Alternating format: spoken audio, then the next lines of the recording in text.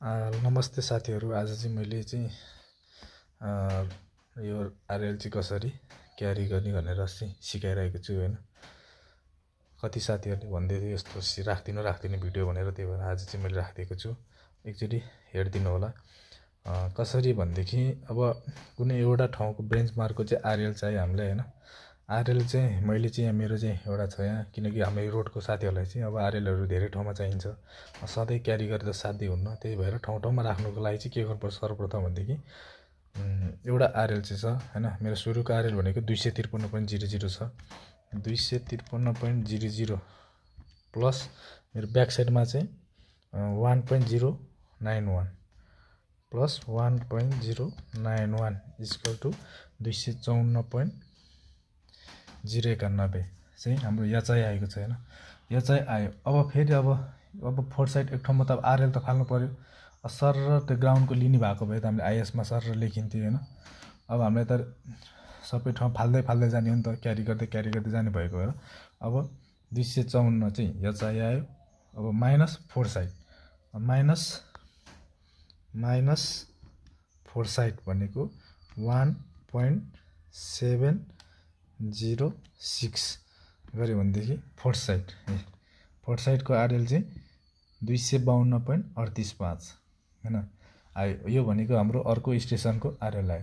फेरि प्लस अब फेरि ब्याक साइड 1.082 प्लस 1.082 गर्यो भनेदेखि 253.47 चाहिँ याचाइ आयो। फेरि याचाइ प्लस फेरि याचाइ पाइसकेपछि याचाइ माइनस फेरि फोर साइड गर्यो भने अर्को पोइन्ट यसरी आइन्छ।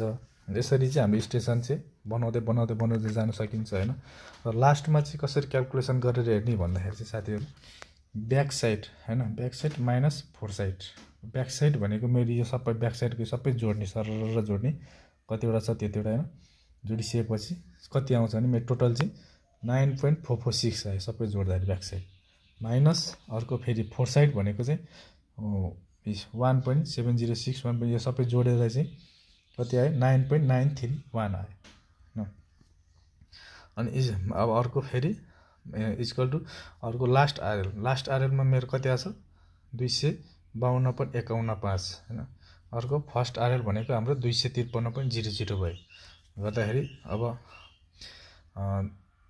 ब्याक साइड माइनस फोर साइडको चाहिँ गर्दाखेरि कति आयो भने back side minus four side गर्दाखेरि चाहिँ माइनस 0.485 आयो इक्वल टु अर्को फेरि 252.115 माइनस 253.00 घटाउँदा माइनस 0.485 भनेपछि 485 00 आयो नि त। अब यसरी 00 आयो भनेदेखि चाहिँ यो चाहिँ हाम्रो लेभल चाहिँ एकदम मिलेको छ, कतै पनि गडबड छैन भनेर चाहिँ आफूले क्याल्कुलेसन गरेको चाहिँ हेर्न सकिन्छ। ल साथीहरु यसरी नै तपाईहरु पनि गरि हेर्नु होला एकचोटी। ल भएन भनेदेखि भन्नु होला, कुनै एउटा सोलुसन दिनेछु म। ल मेरो यो भिडियो चाहिँ कस्तो लाग्छ, मन परेमा चाहिँ लाइक र भिडियो अनि सब्स्क्राइब पनि गरिदिनु होला त साथीहरु। ल हस्त नमस्ते।